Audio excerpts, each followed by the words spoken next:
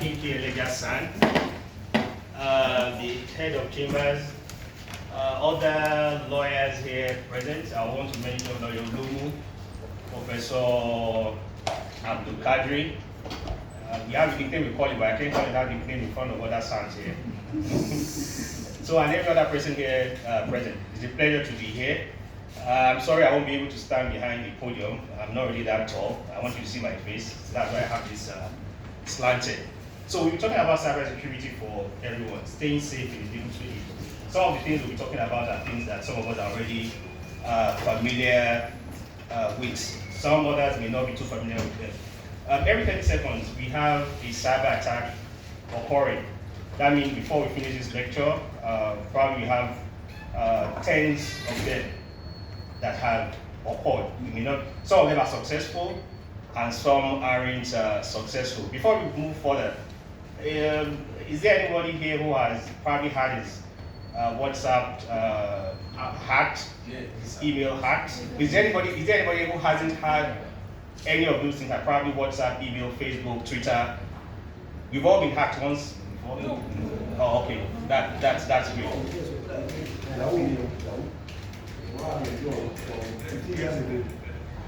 So then, what is also common, which we'll be looking at, is also ransomware. Those who kidnap data, and I mean, in 2024, the amount paid for ransomware is about $2.7 million. That's around 4 billion. On the average, not total amounts. For each ransomware attack, the total amount paid is around 4 billion naira, which is much more than, of course, human beings are more important than data, but what is paid for ransomware is more than what the unfortunate kidnappers we have in the country actually charge. This year, the amount of ransomware attacks has reduced compared to 2023, but the ransom paid has actually increased. So what is cybersecurity? It's the practice of protecting systems, networks, anything connected to a network. Okay, whether your phone, whether your laptop, even some of the devices. We use what we call IoT devices, Internet of Things devices. They have now devices that are now connected to the net. You can connect your fridge. If we don't do that, most of us connect our TVs to the internet, at least basically to watch probably Netflix or Prime TV or something like that. So anything connected to the internet, when people gain unauthorized access to it, that's where you have a cyber attack. Now, well, the TV is.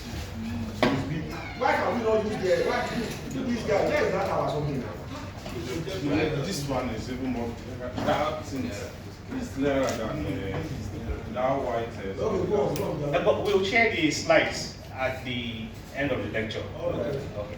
So when people gain unauthorized access to data, sometimes it's stolen, sometimes it's not actually even stolen. What is worse is somebody has access to your data and it does not steal, it doesn't manipulate it. Somebody it's like you having an in-house thief or somebody having access to your data who is not making any changes. That one is more dangerous because we will not even know the person has access. If you use an example of maybe a law firm, you use an example of here now, and someone has access to probably your case management system. If you have that online, probably a rogue rival law firm has access to that, and the person is not deleting anything, is not making changes. You won't know. It's better if your case file is stolen.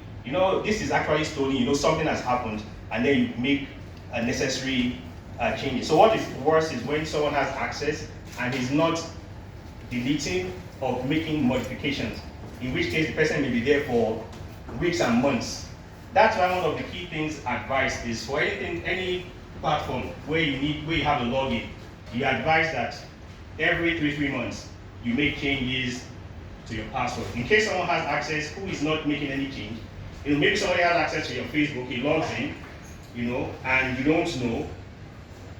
Whatever interaction you have with the people, the person can read. Once you've read, you can also read such a message.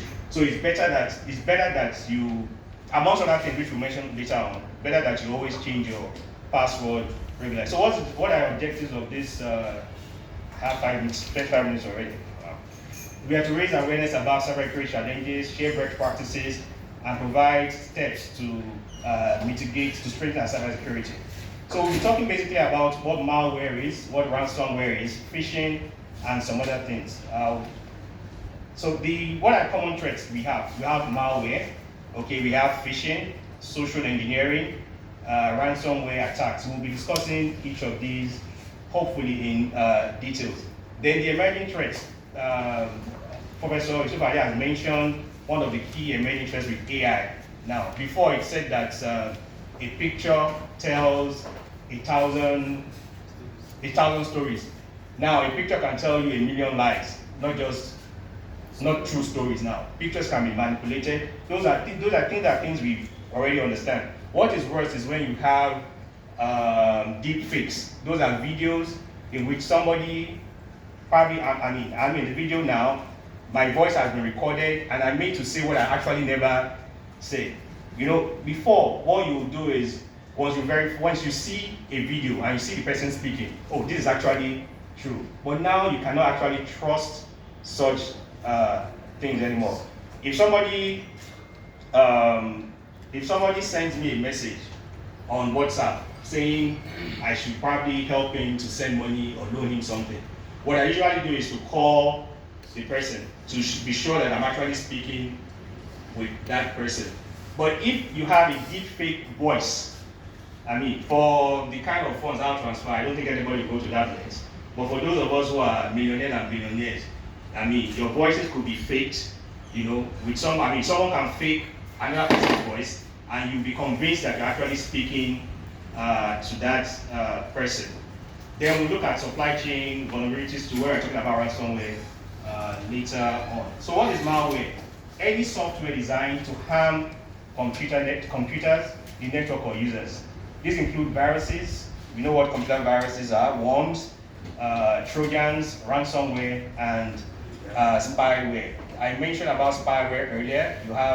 You can get most of these things are gotten by you clicking on the wrong links or downloading software that already have either they're infected with viruses or worms or Trojans or with spyware. So how do these things spread? Downloading infected files or software. So what are the key things that we need to do?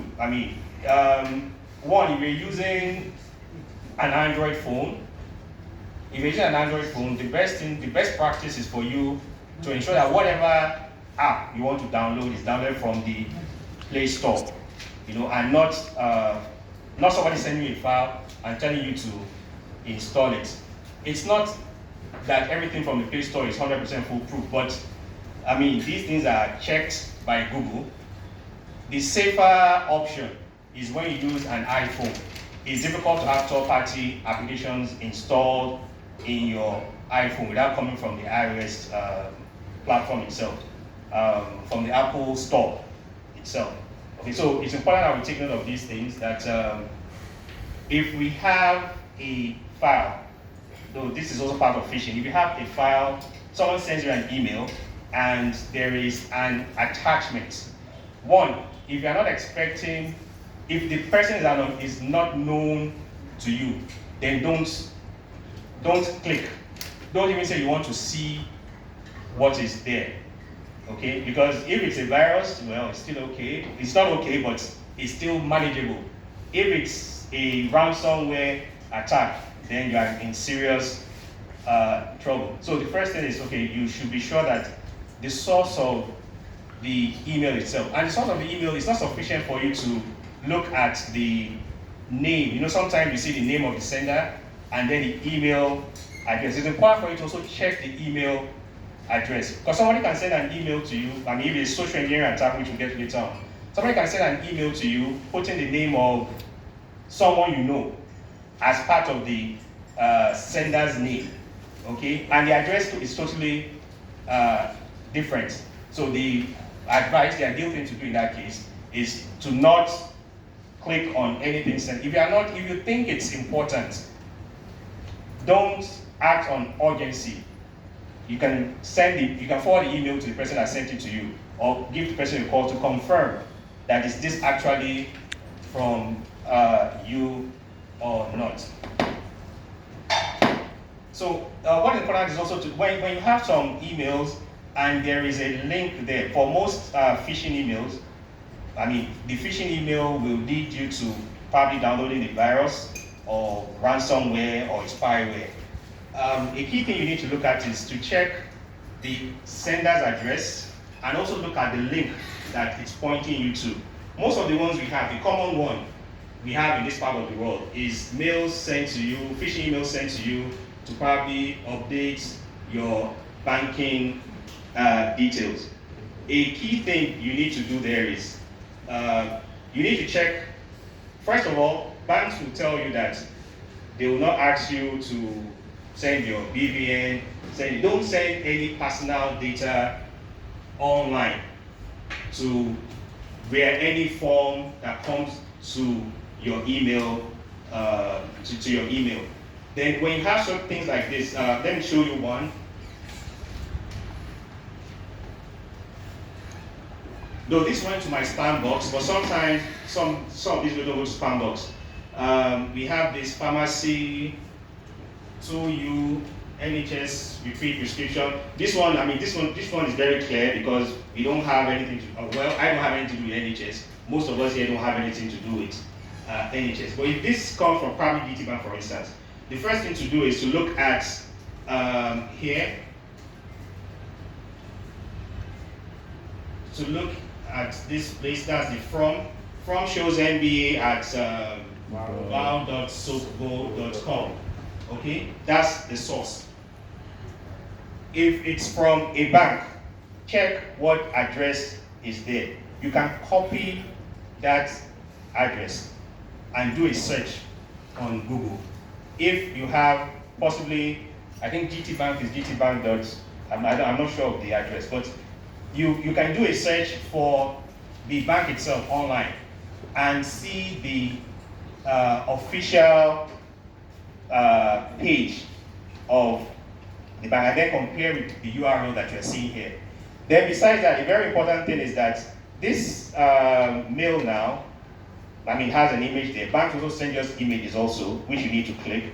When you put your browser, your cursor, you put your pointer on it, and it's supposed to lead you somewhere. Can anybody probably read what we have there? No, here. xyysyria.com 3157741BY. So in almost all the cases, you have those links leading you to somewhere totally different from the source of the email itself. So you are almost certain that it's a spam mail, a scam mail, not just a spam mail. Okay? So of course you are not expected to click on that link. If you click on the link, if you are lucky, it will only require you to supply information. If you are unlucky, you might have actually downloaded a virus, you might have downloaded a malware onto your system, and you may not even know until days or even months later on. So, how does malware spread? You mentioned clicking on malicious links or attachments in emails. If the attachment is not something you expected, don't click on. Even if it's PDF, even if it's an image, virus software, it's called payload, can be attached to a picture or a video or a file which you may mistakenly click on. Then also, you have to ensure that your software is updated. If you're using a Windows, especially those using Windows system, if you can use a Mac system, Apple is much more secure, of course, much more expensive.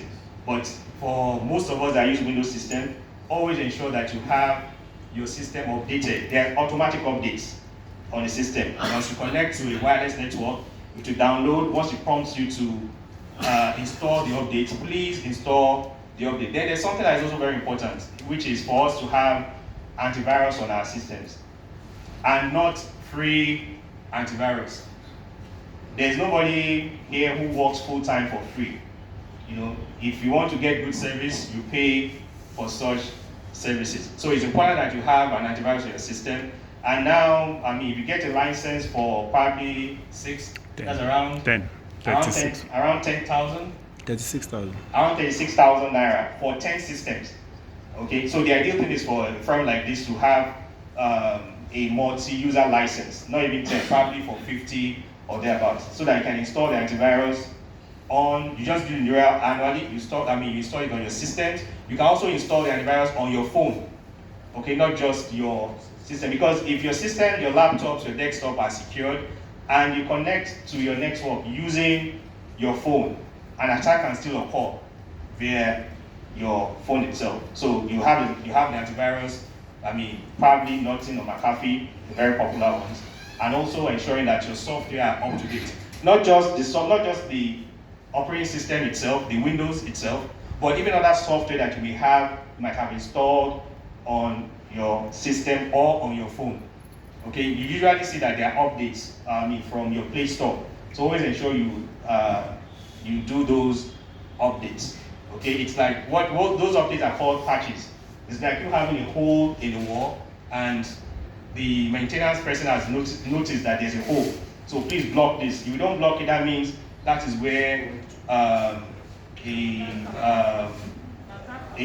attack can come through such avenue. Then the other thing is that we should try and ensure that we don't visit compromised or malicious website. How do we know that? A key thing is, one of the things that hackers act on is that sense of urgency and also greed. You are sent a link now that Dangote is distributing 100,000. you should click on the link. Yeah, it's a philanthropist, but I mean, they don't send messages, you know. Or the state government is distributing something. Click on this link to access it. You know, sometimes the message is even something. You know, when people want to hack you, they give you that sense of urgency that, you know, you need to do this thing quickly. It's going to close in the next 2 hours. You know, and then for the greedy person or the uninformed person, you say, oh, let me quickly make use of this opportunity, and it ends up falling into their trap. So generally for websites, before you fill in, and even if you believe the website is authentic, you can also check if your data is encrypted, is encoded such that by the time it's going from your system to that server, nobody can actually intercept it. And the basic way of doing that is by looking at the address. I want to show that. Now, if you look at your firm's website, at the top here, you'll see, if you click here, expand this, can expand it, sorry. You see something here, connection is secure. Okay, connection is secure. If you click in the browser, the URL window, you see here that it says what? HTTPS.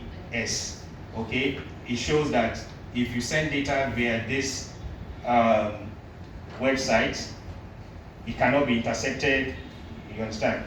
If you don't have that there, it does not mean that this website is authentic. Okay, it's like you wanting to board a taxi now in Ilorin, and the taxi has the normal colors of Ilorin.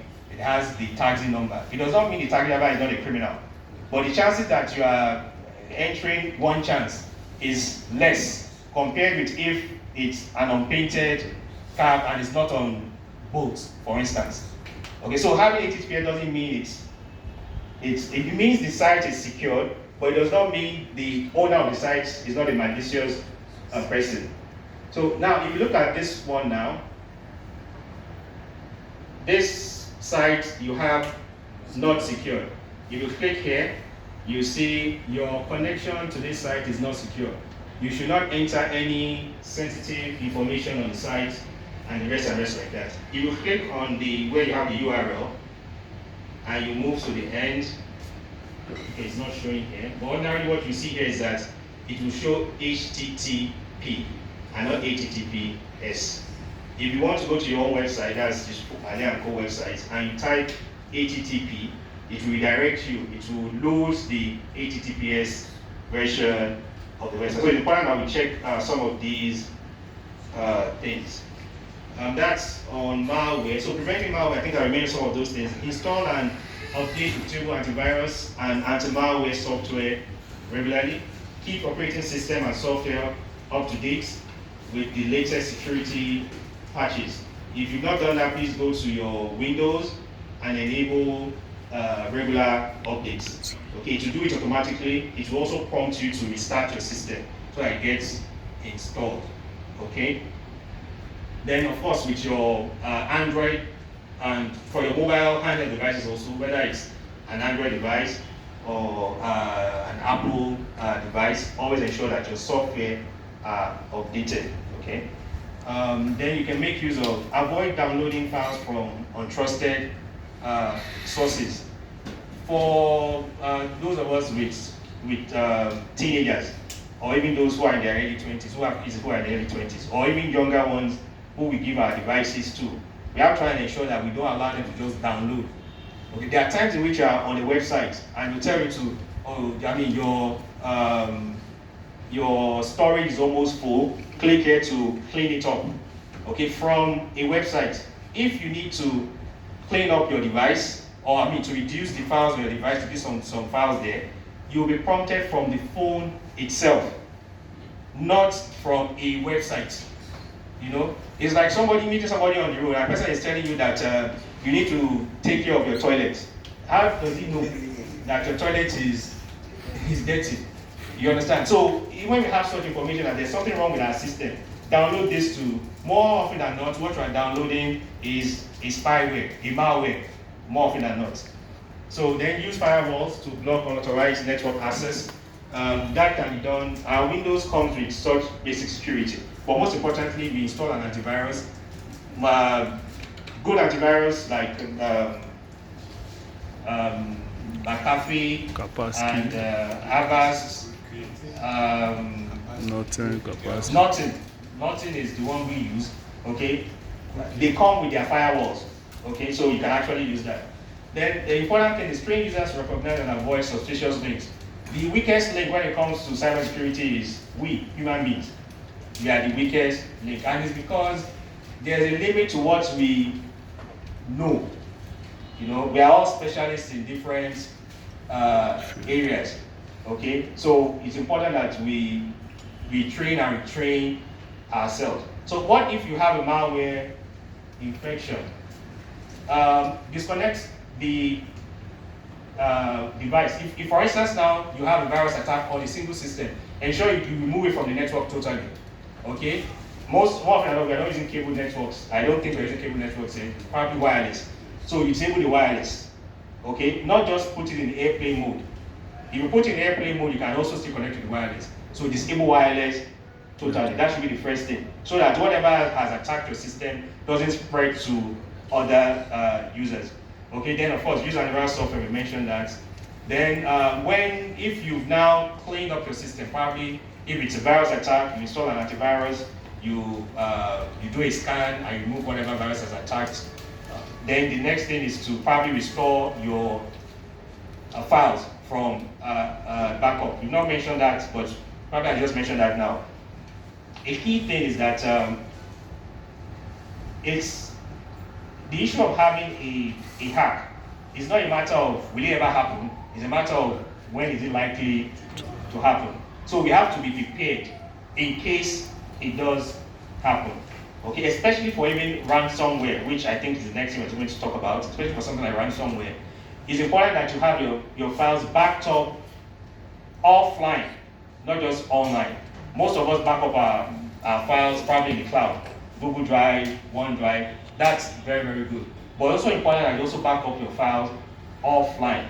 Okay, maybe you have an external hard disk that you backed it up, and this is what you won't get in a book. It happened to me, so I'm able to say it. If you back up your files in external hard disk, you also have to ensure you secure that. around 2007, I backed up all my files. Then it was a DVD drive that I backed up my files in, and it was in the same bag with my laptop.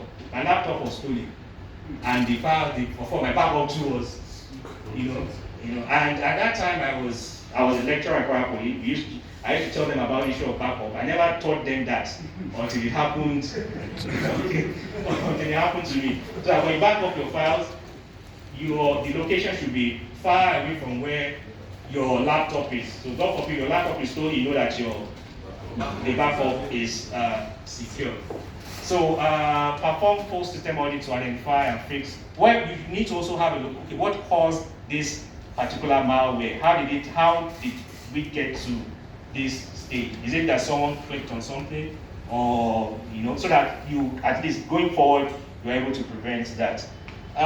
We have a case study, the Panama Papers. I think since you are all lawyers, we know about the Panama Papers. When the case of Panama Papers came up, I remember somebody telling me that the Panama we know is Panama Hat. Which one is Panama Papers? So what happened with the Panama Papers? There was a leak of confidential information, but in that case it was actually suspected that it was from an insider, okay, who released such document. Sometimes, in this case now, the person, it's still malicious, but it was ideologically driven. Believe that, okay, these people shouldn't have offshore accounts, tax havens, and the rest like that. But what lessons do we have there? The issue is prioritizing data security, ensuring that not everybody has access to confidential information, and also being able to track who has accessed the particular information. I remember a case which we had in a tertiary institution. Somebody did a change of course, and we were the ones handling that place, and we were contacted and how did this happen? We know that we had so number of students for this. It was a lucrative course. Imagine, maybe it's not Unilorry, but imagine Unilorry adding to the students who put in for medicine or put in for nursing. It's going to be easy to spot that. But what we tell you, well, there's really no problem. We actually have an audit. We track those who log in and what they actually do. So it was an aide to the admission officer who made such change. Those are 90%. So the admission officer said, well, if he tells him that, no, if he accuses him, how won't he deny?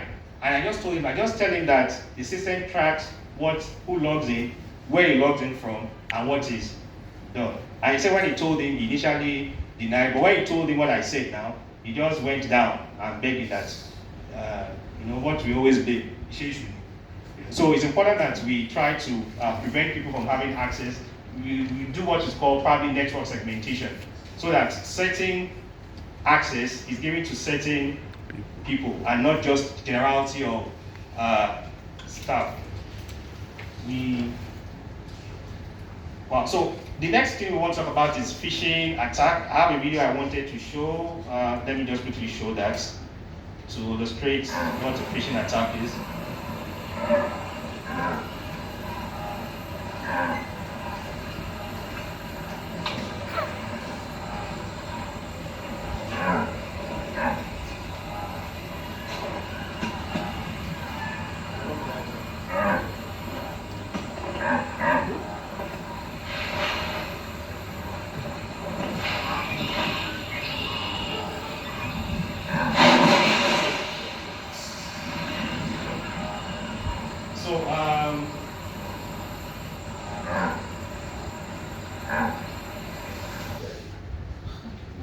So basically, I think what this illustrates is that you have an email, looking at as an important email, which represents the crocodile in this case, and there's an argument: is this a mail? It's the same person arguing anyway. That is this a mail? Is it okay? Now it's time to test it. Remember what we said? If it's suspicious, don't click. Don't click at all. If you think it's important, contact the person that sent it. to be able to verify that he actually sent this. The best thing to actually do is to actually just simply delete, and not just delete. Usually in your email, you have an option to specify that this is spam or this is a phishing attack. It helps the system to actually do better. So phishing is a cybercrime where attackers attempt to trick an individual to reveal sensitive information. Okay, like in case we mentioned, someone sends an email from a bank, okay, or the email appears to be from your bank, asking you that you should update your password, you know, and then you now click on the link and then supply your password, thinking you're updating your password. You've, in effect, revealed your password to a third party.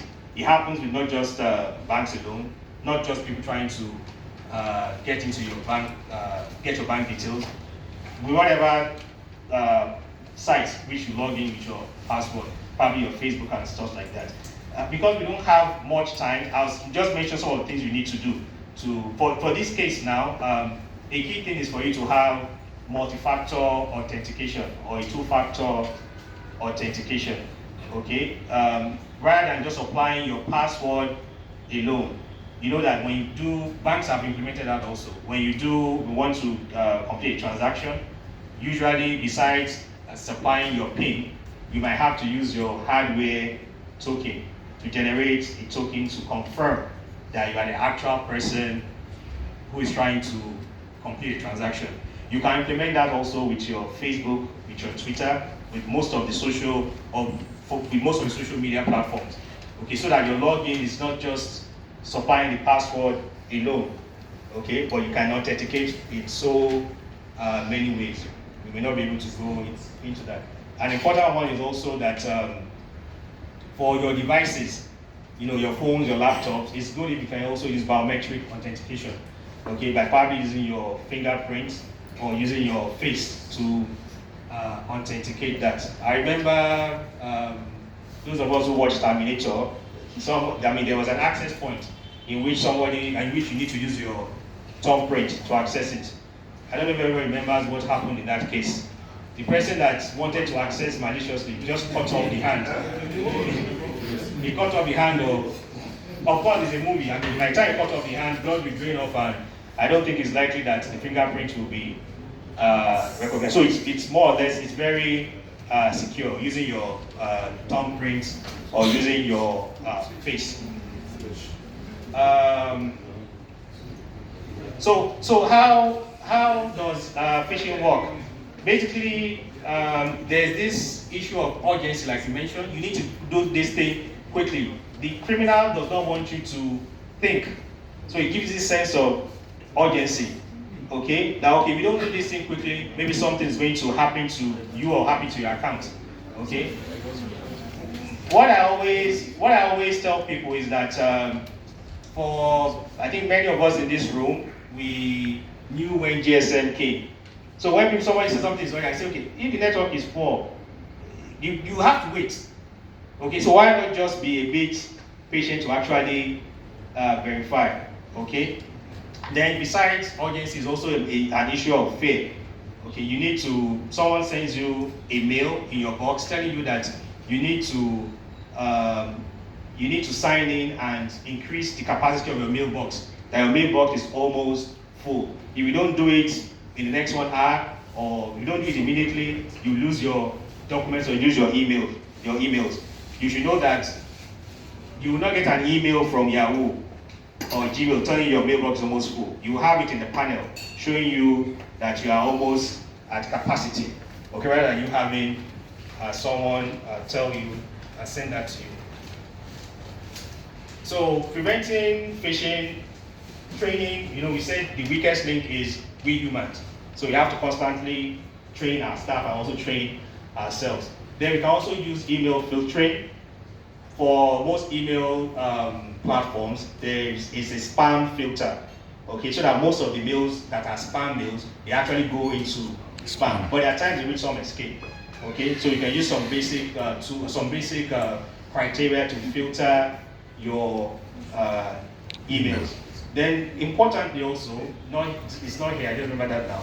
If you are also, it's also good that you have your official email. You know, this is strictly for office work or for business, and have your personal email. You can even have another one for subscriptions only.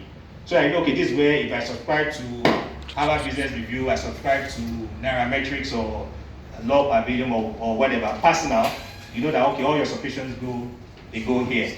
Okay, so by the time I see you need to update that in your personal email for personal things, or for your official emails, not related to the office, you know that okay, you have no business even opening it, not to talk of clicking on a link there. Then we mentioned multi-factor authentication. You can also do that. And security updates, I think we mentioned that. This is sample phishing advert. This was taken from Facebook last night. Okay, article, apply for a cultural grant, 50,000 naira, blah blah blah, like that. For this is not giving government anyway, but if there is an application from government, we should look for a .gov. Most government sites should have .gov. State.gov.ng. Okay, it's a certain ministry, federal ministry.gov.ng.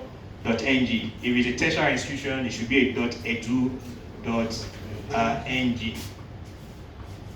Then responding to phishing incidents, the first thing you need to do is, of course, change your password of any account that is compromised, and then you do a review of the account activities to know what has happened. If you have a hack on your Facebook, for instance, Facebook will list some of the things that were done recently, so I can have an idea: did you actually do this, or if someone has had access to your account. We won't be able to go through all this because of time. Social engineering, I think this is also very important. Very important because we should try as much as possible to limit the amount of information we put online. For some people, once you search Facebook, you search Instagram, or you search their social media profiles, you'll be able to mention all the names of their children, and even when they were born, you know, by just going to their profile. Not just that alone, you can even get the address. Okay, and and for social engineering, it's basically you have information about the person, or the scammer has information about the person, and is able to send an email that is convincing. Imagine somebody sending you an email mentioning your home address. You know, it's most likely going to convince you. There was a time someone called me and said, we met at, he mentioned the company name, blah, blah, blah, that we met at Ozoloa Road, that he came to have a discussion with me. I had Plat then, and though I was working somewhere else in Lagos then, and I produced the card. The card was with my home address. Ozoloa Road is in Akoka, is in Unilag staff quarters. I was staying with my uncle who was lecturer there. But the first thing that came to my mind is that I never had any meeting with anybody in Ozoloa Road, because it's my home, you understand? But most likely he saw the card somewhere, and that's why he called and said, oh, can't you remember we had a meeting at so and so place? So I did not even bother to waste my time. I just left the phone on speaker, that when he's done with his talking, he's going to. So most of these things happen because your personal information is already provided online. The more information you provide, the easier it is for the hacker to actually deceive you and convince you that he's actually a trustworthy person. So manipulating trust, attackers impersonate trusted individuals to gain your trust.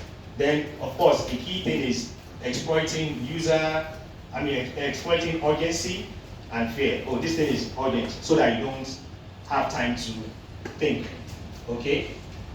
Then they employ various tactics to trick you into divulging confidential information or performing action that can compromise your security. It's usually a matter of you downloading something, somebody sending you, and if you mentioned earlier, if you have an email, get an email, even if it's with the name of somebody you know, check the email address to be sure that the email is actually from that person. Okay, I think I want to move to ransomware. This ransomware was popular then. It's called WannaCry. Okay, when you mention ransomware, like I did mention, It's like you having somebody who has kidnapped your data. You don't have access to your system. You have a screen telling you that, okay, your system is locked. To unlock this system, you are expected to pay the money. And when we started, we said, for this year, 2024, the average amount paid for ransomware is around 4 billion naira on each ransomware attack. Okay, your system is locked totally, you're unable to have access to your file. If it's just your system, it's still a bit not too bad. But imagine all the systems in this office, and probably you have data on a server somewhere, maybe you have a case management system, and all those ones are already compromised, you don't have access to them. Okay, I'm talking about data of 15, 20 years. You may be forced to pay ransom. Though the first advice is that don't pay ransom. Just like the police will also tell you not to pay ransom. Yeah, the danger there is this. If you pay, most of the ransoms paid is using cryptocurrency. Okay, you pay with Bitcoin, you are unable to even trace who you are paying to. So the person can collect the money and still not release your data. Okay, and unfortunately, we even see that with the unfortunate situation we found ourselves in the country. Someone is kidnapped, they pay ransom, and the person is still killed. In some cases, even the person the person they send the money to is also killed. Kidnapped. Of course, it's easier to say don't pay ransom if you are not the one whose family member is affected. But for this case now, it's important that we don't pay, and it's important that what we do, which is what I mentioned earlier, is that we back up our data both offline, and that's both offline, probably using an external hard disk, or online using some of these Google Drive, OneDrive, and the rest like that. So how does this create? Almost all these things, like I said, the weak link is we, humans. Okay? The system will not download something on its own if we don't click to download it. It's important that we don't download what we are not sure of. And there was a time whenever I see probably a free book online, I see a document, I see a report, I'll just keep downloading. I just realized that there was a time that the hard disk I used for those downloads crashed. And I didn't feel I missed anything. So we should only download what we actually need. So what I do sometimes now is if I see a link, I feel I'll need this material later on, I'll just send that link to my email. So whenever I need it, I can easily download. Thankfully, we all have access to the net now. It was not like those days that you need to go to a cafe before you could access your internet. Then also, repeatedly again, exploiting unpatched software vulnerabilities is important that you always do your updates, you patch up whatever software you have that is not yet updated. Then we can easily guess password. We don't use our surname, or we don't use our names as our password. We don't use our date of birth as our password. Okay? Let me just illustrate that here.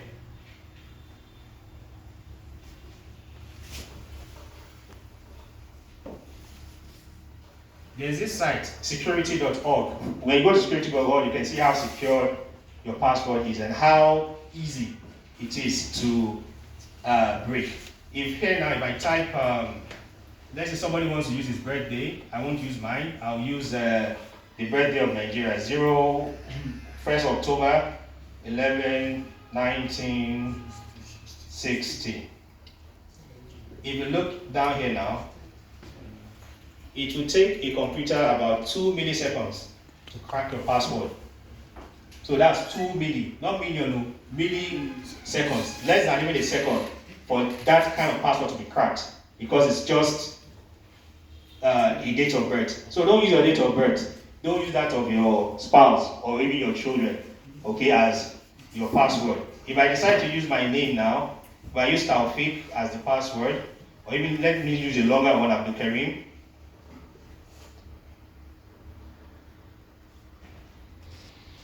It is even a bit longer. It will take a computer about 1 day but it can still be private. A day is very short if you have sensitive data for someone to sit down and keep trying and trying and trying. So what do? We try to ensure our password length is minimum of 8 characters, a mixture of capital letters, that's uppercase, having numbers in it, and having special characters as part of it. If I use the same Abdulkareem and I start with capital A, it's even better I don't use a name, okay? But let's say I use Abdul, I've used capital A there, and probably I use Plat, capital P, L-A, capital T. I use numbers 7 to 0. I put at and also put probably a bracket there. You see that it will take the computer about 200 million years to crack your password, okay? But there's a problem also. I mean, why do we use simple passwords? Because using complex passwords are difficult to remember. And for some of us, we have multiple platforms where we need to supply password. And it's also not ideal that you use the same password for different platforms. You're on Facebook now, you use this one that's taking 200 million years. You use the same thing on Twitter, you use the same thing on Instagram, you use the same thing on LinkedIn, you use it for your email addresses. It means once someone is able to hack or to get your password for one, he has gotten it for all the other ones. So what do? It's a problem, but there's also a solution. We can always use a password manager that can generate password for us and store those passwords. For those of us who use Chrome, Google Chrome, okay, for most of the browsers now, you have password managers. Those passwords will be stored. Once you created your profile, it means anywhere you log in, you'll be able to access those passwords. That's the solution, but for every solution, there's always also a weak link, okay? You have to be careful that when you log into another system and you log into your Chrome profile, you remember to log out. But if you don't log out, it's possible for the person to also still have access, or someone else who uses the system to have access to your password. So we can check this out, security.org, and use it to generate some of our passwords. I think my time is fast spent, but let me go to, okay, we won't be able to discuss this, but this will be shared in the slides also, a ransomware attack that happened. Let me just mention this briefly. This ransomware attack happened, I think, 2017, DNA Piper ransomware attack.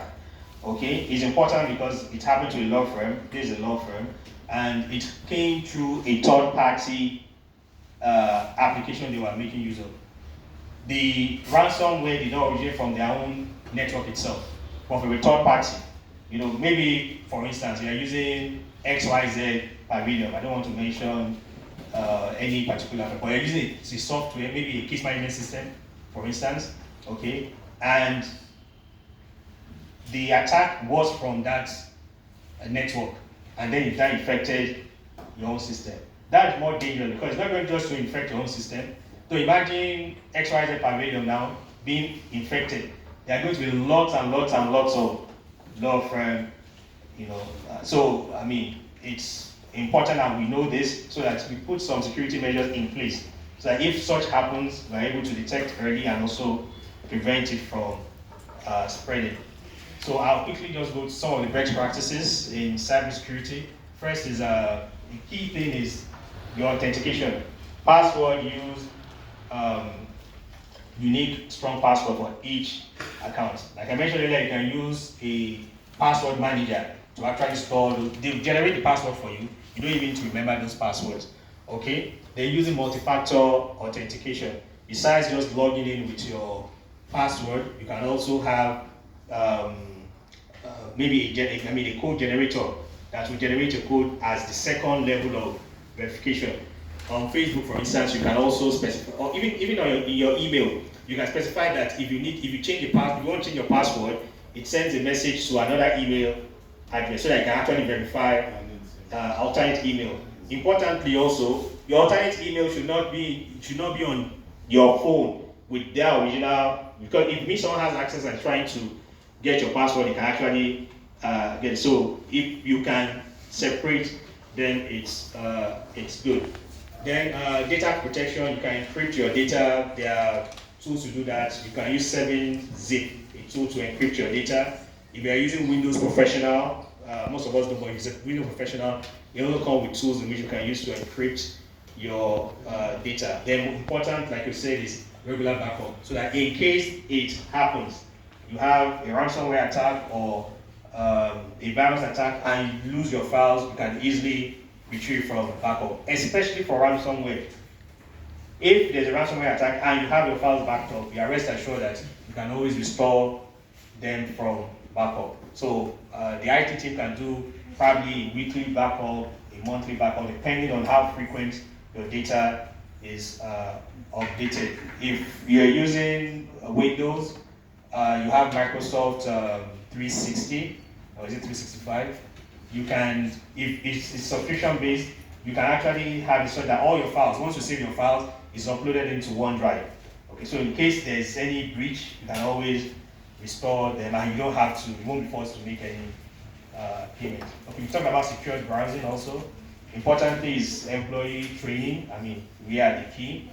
And network security, we talked about firewalls. You can also use VPNs to also, then very important please, especially for those of us who are frequent travelers, don't log into a public free network, Wi-Fi, whether it's in, you are at the airport or you are in a hotel. You know, if it's free, it means other people can actually have access to it. Don't be tempted to do that. If you're a frequent traveler, you are saying how? Please don't say how. if you're a frequent traveler, what you may do is to have another device where you don't have you don't have your information there, and then you can use that to access if you need to. If you need to, because I know, of course, if you are traveling, before you can say you get, you are able to, from some places to get a line and have internet access is extremely difficult, especially if you are in transit, you know, and you're at the airport. But it's important to, as much as possible, don't use free Wi-Fi. If you need to, then you can use a VPN, you know, to access that. But as much as possible, don't be tempted to access it. Then VPN, virtual private network. Then if there is a breach, if it's depending on the nature of the breach, it's important that you also report to security agencies, okay, to the police or to the SSS or to NIDA, the Nigerian Information Technology Development Agency, you know, so that at least they are aware of this has happened. They can use that to warn others and also investigate, so that if possible, the hackers can actually be caught. So, action plan for strengthening cybersecurity. Although this is a bit more technical, conduct a cybersecurity risk assessment, develop and implement a cybersecurity policy, invest in cybersecurity tools and technologies, I mean, antivirus, firewalls, and the rest like that. Establish a cybersecurity incident response plan. These are more technical, not for us. So conclusion, cybersecurity is shared responsibility. Most important is the human element. I keep repeating that. If there's a virus attack, it's someone inside that clicked on something, most likely. Okay? Best practice can significantly reduce risk. We mentioned some of those best practices. We can read through them when the slides are shared. Then, your Bible says, a lack of confusion is a constant thing. As experienced as I'll say I am, I almost fell victim. I think that was sometime last year. I got a notification on Facebook, you know, and the notification was with Facebook logo, you know, and it asked me to update my password. I don't know, probably I was, maybe I hadn't taken coffee or tea that morning, you know. I almost applied, I was like, supply password on Facebook, you know. I wonder how it will sound if I said I fell victim of such. So we have to be vigilant.